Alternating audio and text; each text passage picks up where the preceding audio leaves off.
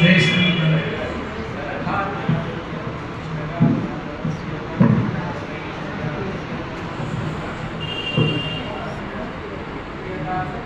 జై శ్రీమన్నారాయణ. శుభప్రదమైన మంగళవారం.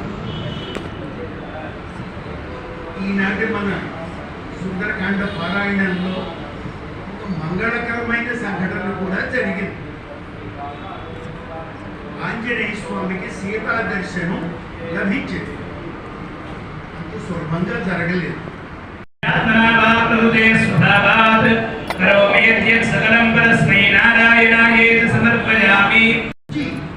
సీతాదేవిని భ్రమించాడు.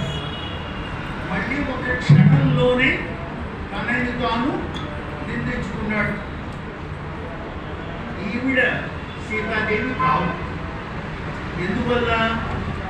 రాముణ్ణి వదిలి ఉన్న సీతాదేవి ఈ విధంగా అవకాశం లేదు. నేనే తప్పుగా సీతాదేవి ఉందో లేదో నాకు కనిపించటం లేదు. ఈ త్యాగం చేసిందేమో, ఈ శరీరాన్ని వదిలిపెట్టేసిందేమో. అదే జరిగినట్లయితే నేను మళ్ళీ వెనక్కి వెళ్ళి రాముడికి ఏమని బెదిరించాలి? సీతాదేవి లేదు అని చెబితే రాముడు బ్రతికి ఉంటాడా? రాముడు లేకపోతే లక్ష్మణుడు బతుకుంటాడా? వాళ్ళిద్దరు లేకపోతే మా సుగ్రీవుడు ఉంటాడా? మా వానరు రకరకాల ఆలోచన. ఆయనకి ఎంత నిస్పృహతో ఆలోచనలు వచ్చాయంటే నేను వెనక్కి వెళ్ళాను, నేను ఇక్కడే ఉండిపోతాను, సముద్రం ఒడ్డున కూర్చుంటాను, ప్రయోపవేశం చేస్తాను, ఏమీ తినకుండా ఇక్కడే కూర్చుంటాను. ఈ విధంగా అనుకుంటూ మళ్ళీ తనని తాను సంపాదించుకున్నాడు. నేను అలా జరగదు. సీతాదేవి ఉంది, నేను వెతకాలి. మళ్ళీ వెతకడం మొదలుపెట్టాడు.